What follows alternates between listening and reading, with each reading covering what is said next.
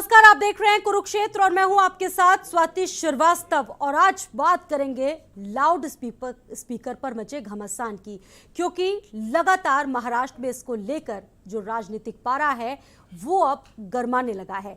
चारों तरफ इसको लेकर राजनीति हो रही और कहीं ना कहीं इसको लेकर सरकार और विपक्ष अब आर पार की लड़ाई लड़ने के मूड में है। और वहीं एमएनएस प्रमुख राज ठाकरे के ऐलान के बाद महाराष्ट्र सरकार एक बार फिर से चिंताओं में। महाराष्ट्र में सरकार और विपक्ष के बीच जारी नोकझोंक के बीच एमएनएस राज ठाकरे के ऐलान ने महाराष्ट्र सरकार को एक बड़ी चिंता में डाल दिया है। और अब आपको बता दें, इस खबर को लेकर अपडेट ये है कि औरंगाबाद में राज ठाकरे पर मामला दर्ज हुआ है। ठाकरे पर केस से भड़के हैं एमएनएस कार्यकर्ता और सूबे में इसको लेकर कानून व्यवस्था ना बिगड़े, इसको लेकर एक समीक्षा बैठक हुई।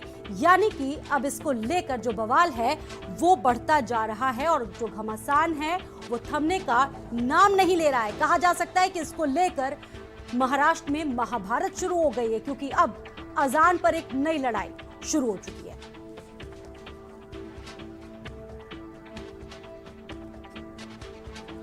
और इस खास मुद्दे पर हमारे साथ चर्चा करने के लिए पूरा गेस्ट पैनल जुड़ चुका है हमारे साथ स्टूडियो में। सबसे आपका परिचय करवा देते हैं। शमशी आजाद जी हैं, नेता बीजेपी से। शमशी जी, बहुत बहुत स्वागत है। मोहित बजाज है, नेता शिवसेना। मोहित जी, आपका भी स्वागत है। डीपी सिंह है, प्रवक्ता कांग्रेस से। डीपी सिंह जी, आपका भी बहुत बहुत स्वागत है। और पीयूष पंडित जी हमारे साथ मौजूद हैं, अध्यक्ष स्वर्ण भारत परिवार के। पीयूष जी, आपका भी बहुत बहुत स्वागत है। सवाल सबसे पहले लेंगे मोहित जी आपसे। क्या अब ये माना जाए, जिस तरीके से घमासान हम देख रहे हैं, अब लड़ाई आर पार की?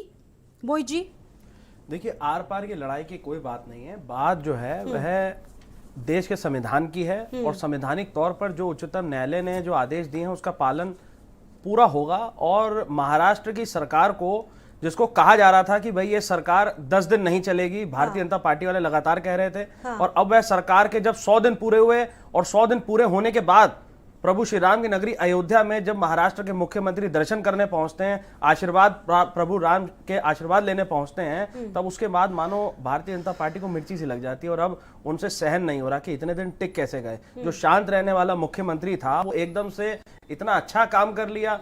कई बार डैमेज करने की कोशिश करी लेकिन हर बार डैमेज कंट्रोल हो गया। तो कुछ नहीं है, अब इस मुद्दे को सिर्फ भुनाया जा रहा है और महाराष्ट्र की सरकार लगातार, वहां का पुलिस प्रशासन लगातार कोशिश में है कि किस प्रकार से जो लाउड स्पीकर का मुद्दा है उस पर भी उसका सॉल्यूशन निकाले। चाहे कोई भी हो, किसी को भी अधिकार नहीं है कि वह कानून व्यवस्था को बिगाड़े। और जैसे कि विपक्ष मुद्दा बना रही है इस मामले को लेकर, लेकिन अब डेडलाइन तो खत्म हो गई राज ठाकरे की और वो कह रहे हैं कि एक मजबूती से अपनी मुहिम को हम तैयार करेंगे।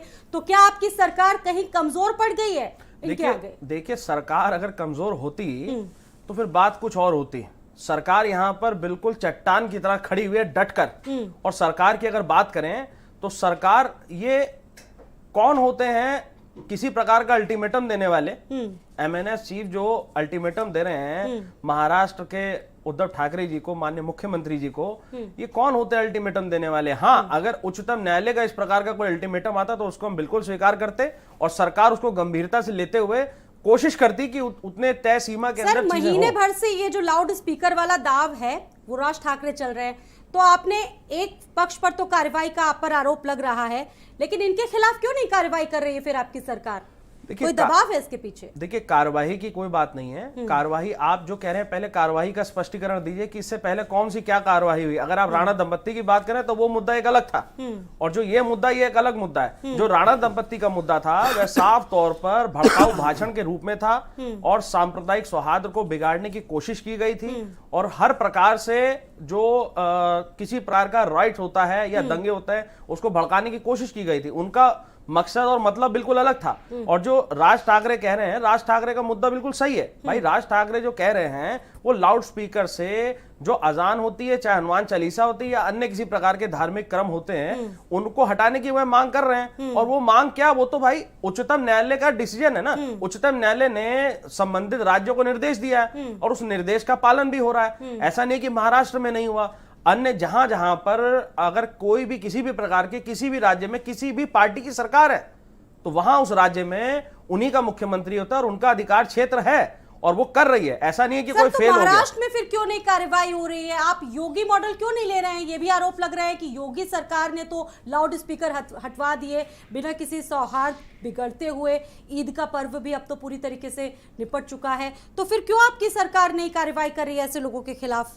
देखिए, पूर्ण रूप से मैं आपको बता दूं, हमारी सरकार पूरी तरीके से कार्यवाही कर रही है। मुंबई महाराष्ट्र के कमिश्नर खुद जमीनों पर उतरकर इसकी पूरा सर्वे करा चुके हैं और सर्वे कराने के बाद भी ऐसे लोगों को नोटिस भेजा जा चुका है। कल भी सुबह 11 बजे जो विपक्षी पार्टियां भी हैं उनको भी बुलाया जाता, पहले जैसे बुलाया गया था, लेकिन कल फिलहाल जो सरकार वहां चल रही है उसमें मुख्यमंत्री जी स्वयं भी मौजूद रहेंगे।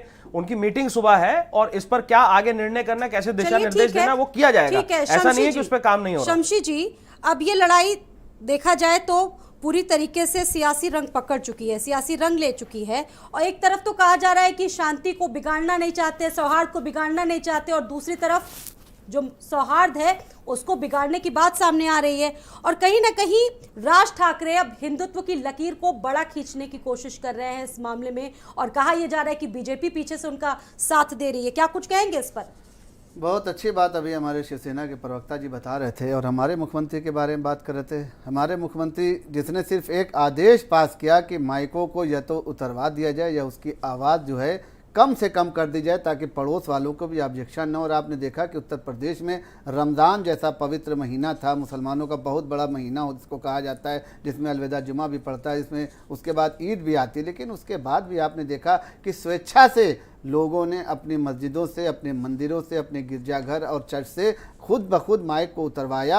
और कम से कम 50,000 से ज़्यादा ऐसी जगह हैं जहां पर धार्मिक स्थल हैं जहां पर आवाज़ इतनी कम कर दी गई कि पड़ोस वाले भी जो है उनको भी आराम हो गया और किसी ने भी कोई शिकायत नहीं की। एक बहुत बड़ा मुद्दा था जो आज तक किसी ने हल करने की हिम्मत भी नहीं की थी, लेकिन योगी सरकार ने एक बार में एक ऐसा फैसला किया कि जो आज जनमानस के लिए खुशी का सबब है और आज शुद्ध वातावरण सबको मिल रहा है, किसी को कोई परेशानी नहीं। अब रह जाती है शिवसेना की बात। शिवसेना को आने वाले चुनाव में अपनी कुर्सी खसकती हुई दिखाई दे रही है, इस वजह से वो ऐसा दांव चल रहे हैं कि मुसलमान का भी वोट उनको मिल जाए। अब प्रवासी भारतीयों का बात आई नहीं, यानी भारतीय जनता पार्टी का आना है, साफ हो गई कि चुनाव नहीं, भारतीय जनता पार्टी कहने का मतलब साफ रहती है। भारतीय जनता पार्टी का साफ कह दिया, पूरे हिंदुस्तान पे निगाह रहती है, सारे सूबों पे निगाह रहती है, रहनी चाहिए, क्योंकि जहां पे पा गए वहां सिर्फ प्रचार, और जहां नहीं पाए वहां पर सिर्फ दुराचार है। ये आपका धैर्य है, कोशिश की जाएगी। आप ये धैर्यवादी नहीं, इसका मतलब यही आप शिवसेना की पहचान है। बात आप कर रहे थे, मैं बहुत खामोशी से मैं शांत रहता हूं। आप शांत आप बोले, आपको मौका मिलेगा दोबारा आप भी बोलिएगा। आप हमारे मुख्यमंत्री पर उंगली उठा रहे हैं कि आप अयोध्या आए तो मुख्यमंत्री को बहुत तकलीफ हो गई, आप बार बार आइए, यहाँ आकर राजनीति न करिए। वहां पर आप जो है तो वहां पर आप जो है गुंडागर्दी करते हैं, और उत्तर प्रदेश में आप यहाँ पर आप भगवान के भक्त होने का नाटक करते हैं। ये काम न करिए, आप श्रद्धालु बन कर आइए, एक बार नहीं 100 बार आ करिए। हम यहाँ पर आपका सम्मान करेंगे और आपको अतिथि का यहाँ पर जो है सम्मान दिया जाएगा, राज अतिथि गृह में आपको रखा जाएगा, लेकिन राजनीति करने ना आइए। अगर आप अयोध्या आ रहे हैं, दर्शन करने के लिए आ रहे हैं तो दर्शन करिए, यहाँ पर हिंदू मुस्लिम न करिए। और आप महाराष्ट्र की बात करें, जब एक हल्की सी बारिश होती है, हल्की सी बारिश होती है तो महाराष्ट्र संभाल नहीं पाता। कितने सालों से आपकी राजनीति वहां पर, कितने सालों से सरकार है। कोरोना में आपने देखा कि किस तरीके से पूरे हिंदुस्तान में अगर सबसे ज्यादा कहीं पर स्थिति खराब थी तो महाराष्ट्र की स्थिति खराब थी। आज अगर आपकी सरकार है, आपको लग रहा है कि आपके खिलाफ मन से कोई अभियान चला रही है, आपके खिलाफ जो है भारतीय जनता पार्टी कोई अभियान चला रही है, आप कानून की दुहाई दे रहे हैं, तो आप उनको गिरफ्तार करिए। क्यों नहीं आप गिरफ्तार कर रहे हैं? क्यों? क्योंकि आप वहां पर कमजोर होते जा रहे हैं, आपका जो है मतदाता आपसे खिसकता जा रहा है, आपके वोटर आपसे दूर होते जा रहे हैं। इस वजह से आप वहां कोई सख्त कदम उठाने से बच रहे हैं और बीच की राजनीति कर रहे हैं। ये है शिवसेना का दांव। चलिए मोहित जी, इसका जवाब दीजिए, फिर डीपी सिंह के पास जाएंगे।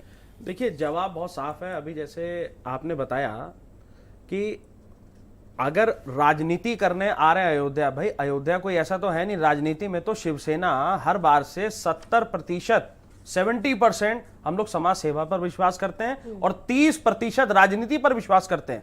और आज से नहीं आ रहे हैं प्रभु राम लला के दर्शन करने के लिए शिवसैनिक, आज से नहीं आ रहे हैं, ना जाने कब से, सदियों से चला आ रहा है और सबसे पहला मुद्दा उठाने वाले शिवसैनिक थे। और आप कह रहे हैं कि राजनीति ना करिए। भाई वहां अगर आ रहे हैं तो हमारा अगर धार्मिक वह मुद्दा है तो उसको अलग रखिए। दूसरी चीज, तो जब सुप्रीम कोर्ट का फैसला आया था तो आपने उसका सम्मान तो किया नहीं। तब तो आप भारतीय जनता पार्टी के खिलाफ हो गए थे उस वक्त। आपको याद होगा कि आपके नेता किस तरीके से कह रहे थे। कौन चला गया खिलाफ? खामोश थे आप। कौन चला गया खिलाफ? वजह से खामोश थे क्योंकि महाराष्ट्र में चुनाव कौन चला गया खिलाफ? आपको मिलाना था। कौन चला गया खिलाफ? होने की वहां पर 35 साल आपको राजनीति करना सिखाया। आपने राजनीति करना सिखाया। शिव सैनिकों ने उंगली पकड़कर राजनीति करना सिखाया आपको, और राजनीति करना सिखाया, और उल्टा अब जा रहा था। तो आपने क्या योगदान किया बताएं आप। योगदान, ये सारे योगदान जितने बड़े मुद्दे भारत में हुए हैं, जितने बड़े मुद्दे, चाहे धारा 370, वो शिवसेना साथ थी तो संभव हो पाया। अगर शिवसेना साथ थी, इसी वजह से सारे बड़े मुद्दों पर हल हो पाया। और रही बात, खाब नहीं है, ये हमारे बाला साहेब है, ये हमारे बाला साहेब ठाकरे के दिल में, हमारे आज भी दिल में बसते हैं बाला साहेब ठाकरे। कहते हैं ना, बाहर नहीं निकल मोहित जी, रहा। बाहर निकल रहे हैं, बाहर निकल रहे हैं। मोहित जी ठीक है, शमशी जी सुन लीजिए, कहा तो ये भी जा रहा है मोहित जी कि अब वो शिवसेना नहीं रही है जो बाला साहब ठाकरे वाले समय पे थी। कहा ये भी जा रहा है। बिल्कुल सही कह रहे हैं, बिल्कुल सही कह रहे हैं। अब मुझे बोलने दीजिए शमशी जी, अब मुझे बोलने तो दीजिए। देखिए, आपने सवाल कहा कि शिवसेना वो नहीं रही जो पहले थी। मैं आपकी बात का चलो भैया समर्थन करता हूं कि शिवसेना वो नहीं रही, शिवसेना और ज्यादा अच्छी हो गई है। कारण क्या, मैं बता रहा हूं आपसे कैसे हो गई है, बताता हूं। देखिए, ये लोग जो मुस्लिम तुष्टीकरण की राजनीति करते हैं, ये हमें शमशी जी आप बीच में ना बोलिए, शरद पवार से समर्थन ले लिया। अभी देखिए, आप बोल रहे थे तो मैंने बीच में आपको नहीं टोका। अब मुझे बोलने तो दीजिए शमशी भैया, बोलने दीजिए, उसके बाद आप बोलिएगा ना, मना थोड़ी कर रहे हैं आपको। देखिए, मैं आपको एक बात बता दूं, अगर वहां पर जिस प्रकार से, पहले शिवसेना के मैं आ जाता हूं उस पर। देखिए, शिवसेना की अगर बात करी जाए तो शिवसेना और ज्यादा अच्छी हो चुकी है, और अब हम समाज की सेवा भी कर रहे हैं और राजनीति भी कर रहे हैं। दूसरी चीज, अगर आप बाला साहेब ठाकरे और कंपैरिजन कर रहे हैं कि पहले ऐसी नहीं थी अब ऐसी नहीं थी, शमशी जी आपको बता दूं, हमने किसी धर्म, किसी जात और हिंदूवादी नेता होने के बावजूद भी, हिंदू हृदय सम्राट होने के बावजूद भी, किसी धर्म के प्रति आज तक एक भी अगर बयान बाला साहेब ठाकरे का आप बता दीजिए। आपको बताऊं, जिस मातोश्री के बाहर बैठकर हनुमान चालीसा का पाठ पढ़ने की बात हो रही थी, उसी मातोश्री के अंदर हनुमान चालीसा भी पढ़ी जाती। बहुत बड़ी बात बोल रहा हूं, ध्यान सुनिएगा। हनुमान चालीसा भी उसके अंदर पढ़ी जाती है, और कई बार नमाज भी पढ़ी जा चुकी है। आपको पता है बात, कई बार नमाज भी पढ़ी जा चुकी है, और वो किसी के जमाने में नहीं, आदरणीय बाला साहेब ठाकरे के समय में पड़ी गई थी। एक बार की छोटी सी चंद सेकंड की बात जरूर बताना चाहूंगा कि भारत समाचार के पर क्यों कार्रवाई की गई, ये बताइए। देखिए, जो कार्रवाई की गई, कार्रवाई इसलिए की गई क्योंकि अगर शांतिपूर्ण तरीके से, अगर आज मैं भी अगर मान लो मैं किसी पर्टिकुलर धर्म को मानता हूं, मैं हिंदू हूं, मैं मुस्लिम हूं, मैं सिख हूं, मैं ईसाई हूं, मैं कहता हूं आज मेरी ईद है, मैं जाके नमाज पढ़ना चाहता हूं, मेरी दिल इच्छा है कि मेरे मुख्यमंत्री मेरे को बहुत अच्छा काम कर रहे हैं, हमारी सड़क बना दी, हमारा ये कर दिया, हम जाके उनके घर के बाहर नमाज पढ़ेंगे तो मुझे पढ़ने दिया जाएगा? हम कहेंगे मुझे बाहर जाके जो है आज। लेकिन सर सवाल ये है कि 4 मई की जो डेडलाइन दी थी वो खत्म हो गई है, यानी कि अब इसको लेकर और कदम उठाए जाएंगे उनकी तरफ से। चलिए डीपी सिंह जी इस पर जवाब दीजिए। 4 मई का टाइम दिया था, 4 मई हो चुका है, अब आगे कुछ भी कदम उठा सकते हैं क्योंकि डेडलाइन खत्म हो चुकी है राज ठाकरे की।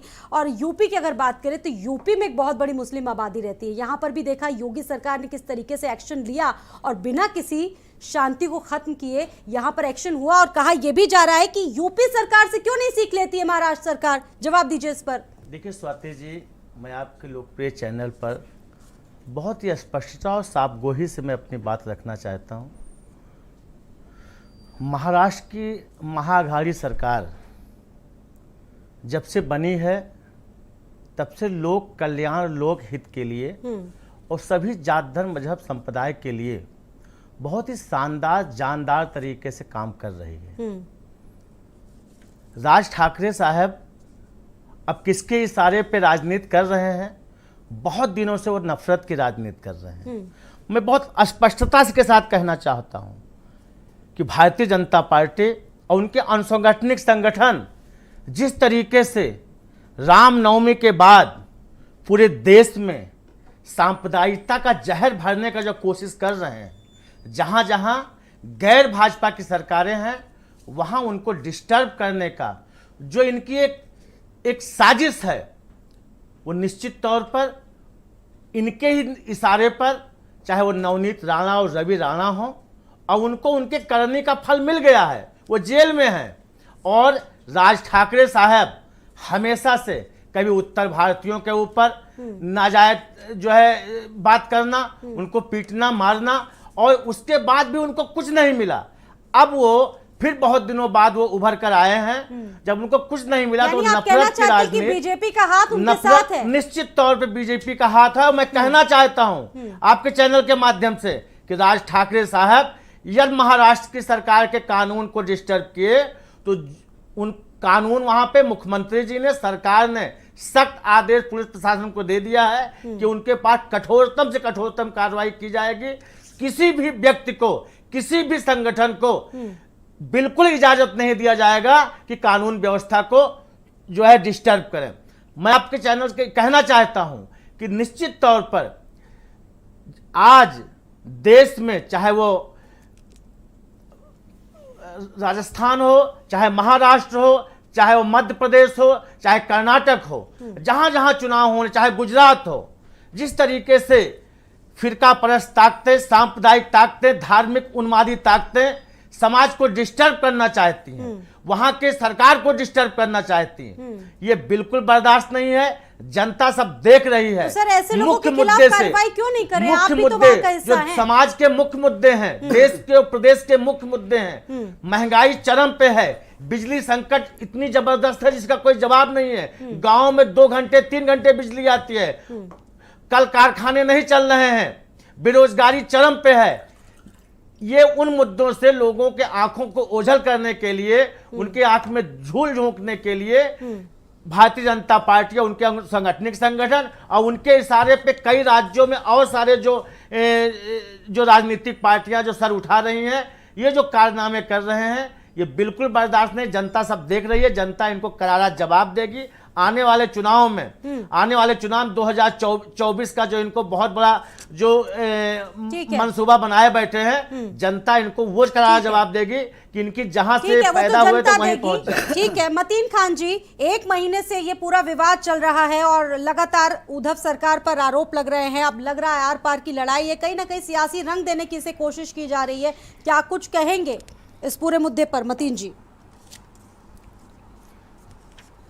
देखिए, अभी पूरे भारत में जहाँ जहाँ पर भाजपा शासित राज्य हैं, वहाँ पर तो ये शांति व्यवस्था बनाने की भरपूर कोशिश करते हैं, किसी भी तरह से दंगा ना हो, ये ना हो, वो ना हो।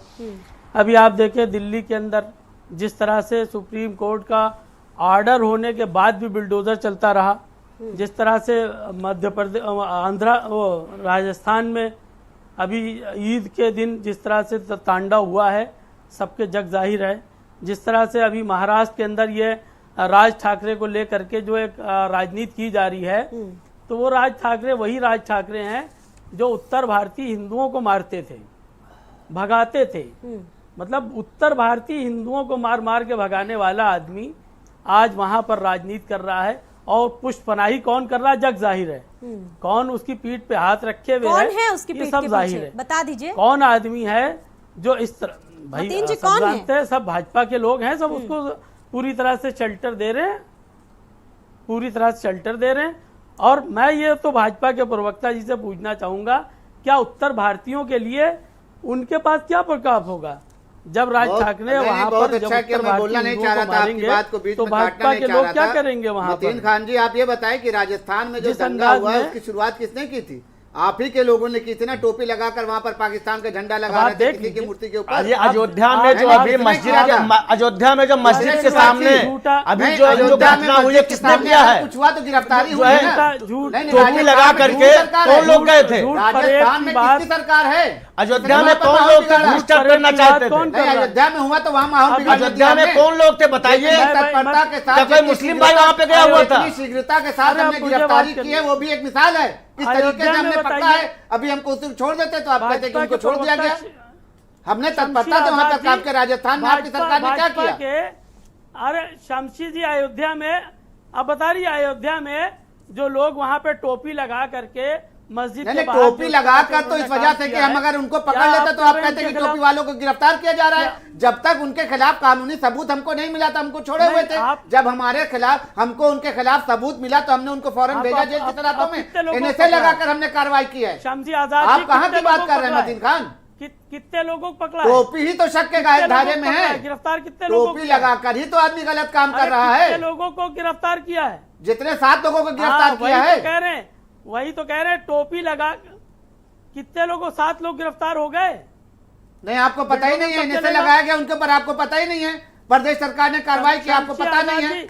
हमने शांतिपूर्वक आपकी ईद मनाई। इस तरीके से प्रशासन को आपको शुक्रिया अदा करना चाहिए, सरकार का शुक्रिया अदा करना चाहिए कि जहां पर पीएफआई जैसे संगठन, पीएफआई जैसे आपके भाई, आपके भतीजे, आपके चचा जिसमें शामिल है, वो संगठन ईद के दिन माहौल खराब करने का काम कर रहा था, हमने जो है तो उसको विफल किया। और आप वो सरकार का शुक्रिया अदा करने के बजाय आप उंगली उठाने का काम कर रहे हैं। बिल्कुल सरकार का शुक्रिया अदा करना चाहिए भाई, ऐसे त्योहार आप जो है सिर्फ यही काम करते हैं बैठकर। मुसलमानों के लिए ही बिल्डोजर कभी आपने नहीं, मुसलमानों के ऊपर मुसलमानों के लिए आपको लिस्ट में दे दूं, नहीं लिस्ट आपको दे दूं कि और कितनी बिरादरियों के ऊपर चला है बुलडोजर। आप बताइए, नहीं, आप इस तरीके से आरोप लगाने का काम न किया करें। मतीन जी आप सिर्फ एक ही धर्म को लेके क्यों चलते हैं? नहीं, आप यही काम करते हैं कि सिर्फ हिंदू मुस्लिम पर आप बात करके आप उसके बाद किनारे हो जाते हैं। बताइए, बात मुद्दे की हो रही, मुद्दे पर बात करिए। बिल्डोजर कब चलाएंगे? किसके ऊपर? बिल्डोजर कब चलाएंगे? किसके ऊपर? आपके ऊपर? भारतीय को मारने वाले नहीं, आपके ऊपर बताइए, आप कोई कार्रवाई करिए, आपके ऊपर बुलडोजर न चले तो आप कहिए। 2 दिन का समय लगेगा। उत्तर भारतीय हिंदुओं को मारने वाले के लिए क्या करेंगे? नहीं, तो जो सरकार वहां पर आप उससे शिकायत करें ना, जो महाराष्ट्र में सरकार है आप उससे कहिए। उत्तर भारतीय ठीक है मतीन जी। पीयूष पंडित जी हमारे साथ जुड़ चुके हैं। पीयूष जी, को आप समर्थन करेंगे? क्या आपको ये नहीं लगता है कि ये 2 समुदायों के बीच तनाव पैदा करने की कोशिश नहीं है? क्योंकि लगातार अल्टीमेटम पर अल्टीमेटम दिए जा रहे हैं। बिल्कुल अल्टीमेटम है। आज जैसे कि 4 तारीख सुप्रीम कोर्ट ने दिया हुआ है कि सभी को हटाना होगा, अपने लाउड स्पीकर हटाने होंगे, चाहे वो मंदिर हो, मस्जिद हो, चर्च हो या गुरुद्वारे हो। किसने दिया था? लेकिन यहाँ पे थोड़ी सी सिचुएशन अलग होती है। किसने हर दिया? कोर्ट ने? एक राज्य में अलग सिचुएशन होती है, हर एक राज्य में अलग। साहब सुप्रीम कोर्ट ने नहीं कहा था, आप कहाँ पे हैं? थोड़ा लग रहा है दोपहर का समय है, समझ रहा हूँ नींद आ रही होगी इस समय, लेकिन सुप्रीम कोर्ट ने कहाँ दे दिया साहब? सुप्रीम कोर्ट ने कहाँ दे दिया? राज ठाकरे को आप सुप्रीम कोर्ट बता रहे साहब, तो क्या बात हो गई साहब? मैं देश के संविधान शायद नहीं पता बहुत था। अच्छा होगा। कोई बात नहीं, चलिए कोई बात नहीं, कई बार हो जाता है। अभी जो बोलने की कोशिश कर रहा हूँ, अगर आप उसको समझोगे तभी तो, नहीं तो जानकारी अब आपकी बात समझते हैं, कोई बात नहीं, हमने आपको बता दिया, उसका आप बुरा क्यों मानना है? गलती आपसे हो गई, कोई बात नहीं, आप आगे बताइए। बीच में इंटरप्ट कर रहे हो बिना बात पूरी सुने हुए। अभी जो आगे बात रखिए ना, आप गलत बोलेंगे तो आपको रोकने का अधिकार हमें है, हम रोकेंगे बिल्कुल, आप गलत बोलेंगे तो। राजनीतिक जो नेता यहाँ पे बैठे हैं, इनकी रोटियां सेकने का काम है। देश में कहाँ पे क्या स्थिति है उस पर इनकी नजर नहीं है, इनको बस हिंदू और मुस्लिम करने की जरूरत है। आज आपकी स्थिति यहाँ पे क्लियर कर देना चाहता हूँ कि जितनी भी राजनीतिक पार्टियां भारत देश में आज की स्थिति में ये डिबेट पे बैठी हुई हैं, उनको ये आंकड़ा नहीं लग पा रहा है कि ऐसे ही वक्तव्यों की वजह से आज देश में जो है देश की बदनामी होना शुरू हो जाती है। आप लोगों को आज युवाओं की चर्चा की बात होती है तो उसमें आपके पास डेटा नहीं होता है, लेकिन आज बाबा साहब ने क्या बोला था, आज मनसे पार्टी ने क्या बोला था, आज कौन सी क्या पार्टी ने बोला था। आज स्थिति ये है कि अगर आप लोग ऐसा ही करते रहेंगे तो अभी जो राजस्थान में हुआ है ये कोने कोने पूरे देश में होना शुरू हो जाएगा। उसके बाद फिर क्या होगा? अभी जो समस्या है यहाँ प्रधानमंत्री जी को आगे आके एक बार आह्वान करना चाहिए सबके बीच में कि ये जो लगातार ये आप लोगों की ये नेतागिरी चल रही है यहाँ पे टीवी पे आके बैठ के कि आप एक पार्टी, आप मुद्दे की बात क्यों नहीं कर रहे हो? अगर बताइए ना, समाधान आप बताइए, उसका हम पालन करते हैं, आप ही करिए। अगर आपकी बात को ना माने तो आप बताइए, आप सुझाव दीजिए भाई। आप उत्तर प्रदेश के भारतीय आप भी है, भारतीय हम भी हैं, आप उसमें क्यों डिफरेंशिएट कर रहे हैं? किसी को हिंदू, किसी को मुस्लिम, किसी को पार्टी विशेष, किसी को क्या नाम है जाति विशेष, किसी को क्षेत्र विशेष, किसी को उत्तर प्रदेश, किसी को महाराष्ट्र, बांट दीजिए, काट दीजिए, बस यही करिए। उत्तर बताइए, आप सुझाव दीजिए ना, मैं स्वयं रहने आप सुझाव दीजिए। उत्तर प्रदेश की बात ना करें, उत्तर प्रदेश में क्या चल रहा है भैया, सवाल उत्तर सवाल प्रदेश की तो भी कहानी जानता हूँ। आप बताइए ना, सुझाव दीजिए। अगर आपके समर्थन में ना हो, युवाओं की बात आपने बोला, युवाओं की बात हटाना चाहिए, मंदिरों से भी हटाना चाहिए, मस्जिदों से हटाना चाहिए, मुद्दा आपका ये है। लेकिन अगर इस चीज को तार्किक रूप से देश के सामने नहीं रखा जाएगा तो राजस्थान जैसे दंगे होने शुरू हो जाएंगे। अब जब राजस्थान जैसे दंगे शुरू हो जाएंगे तो नुकसान किसका होगा? अगर आप ज्यादा हिंदूवादी बनते हैं हैं तो हिंदुओं का ही नुकसान तो हुआ राजस्थान में, हिंदू ही तो मारे जा रहे हैं राजस्थान में। तो आपको ये सोचना होगा, अगर कोई भी सुप्रीम कोर्ट के माध्यम से या सरकार की जिम्मेदारी होती है किसी भी चीज को लागू करने की, तो हर राज्य की अपनी एक अलग भौगोलिक स्थिति है, अलग सामाजिक स्थिति है। अगर मुंबई में अभी कुछ लोगों को आपत्ति है इस चीज के लिए, तो सुप्रीम कोर्ट फिर से आदेश पारित करेगा, राज्य सरकार उस पर सख्ती से करेगी, सभी लोग सारी चीजें करेंगे। लेकिन ये बार बार जो आप लोगों का डिस्कशन का पॉइंट आता है कि भाजपा ऐसी हो गई, कांग्रेस ऐसी हो गई, शिवसेना का ऐसा, साहब सिर्फ अजान से नहीं, मुद्दा हनुमान आज का ये चालीसा है से ही नहीं, कि लाउड बल्कि स्पीकर हर पे, धार्मिक लाउड स्पीकर की जो ऐसे राजनीति चीजों से है, लाउड दिक्कत स्पीकर है की जो राजनीति मान बंद लो होनी अस्पताल चाहिए, के करीब ये है तुरंत बंद होनी या चाहिए। रिहायशी अदरवाइज क्षेत्रों में, राजस्थान के ये तरीके से सामाजिक मुद्दा दंगे है हर सर। एक राज्य में होने शुरू हो जाएंगे, और इसकी जो जिम्मेदारी होगी हर जगह की लीडिंग पार्टी की होगी। लेकिन जब देश में भाजपा की सरकार है, तो भाजपा की सरकार को यहाँ पे पूरी तरीके से अपनी जिम्मेदारी लेते हुए पूरे देशवासियों को, प्रधानमंत्री जी को शमशी जी इस पर जवाब बोलना दीजिए कि सरकार कोई ऐसा कानून क्यों नहीं भाजपा ला की रही है फिर सरकार ने उत्तर प्रदेश में एक मॉडल बनाकर पेश किया है, और यहाँ पर 1 लाख से अधिक धार्मिक स्थलों पर या तो माइक उतरवा दिए हैं, या माइक की आवाज खुद उन लोगों ने कम की है स्वेच्छा से। और आज आसपास के लोगों का कहना है कि वातावरण शुद्ध है, क्योंकि बाजू में कहीं पर स्कूल है, कहीं पर हॉस्पिटल है, कहीं पर जो है तो मार्केट है, कहीं पर उत्तर प्रदेश नहीं होती है। हम उत्तर प्रदेश की बात अभी कर रहे हैं, हमने जो मॉडल पेश किया है, क्या इसी पर पूरे देश की सरकार जो है राज्य सरकारें काम नहीं कर सकती? लोग थोड़ा सा सहमे में मान ले रहे हैं, लेकिन महाराष्ट्र जैसे मोहित जी राज्य इस में पर आप जवाब दीजिए, क्योंकि महाराष्ट्र में आप आपकी सरकार है, जबरदस्ती कांग्रेस चीजें भी आपके साथ है, कांग्रेस से भी इसका जवाब लेंगे कि आखिरकार क्यों ऐसी कार्रवाई नहीं कर रही है, किस बात से डर रही है उद्धव सरकार? देखिए, उद्धव सरकार ना डरती है और ना ही डराती है। उद्धव सरकार जो इतना अच्छा कार्य कर रही है उसको देख के सर 4 मई की डेडलाइन थी, और कहीं ना कहीं अब कानून व्यवस्था को लेकर भी सवाल उठेंगे, क्योंकि अगर बात बिगड़ती है तो कानून व्यवस्था को लेकर क्या कुछ तैयारी है अब आपकी? देखिए, कानून व्यवस्था को लेकर भी कई सारी तैयारी है, और सर्वदलीय बैठक भी बुलाई गई थी, जिसमें हमारे साथी अभी भारतीय जनता पार्टी के बैठे हुए। मैं आपको बता दूं कि महाराष्ट्र के पूर्व मुख्यमंत्री देवेंद्र फडणवीस को भी बुलाया गया था, और राज ठाकरे जी को भी, सभी को बुलाया गया था कि भाई आप लोग आइए, आप लोग अपनी अपनी बात रखिए।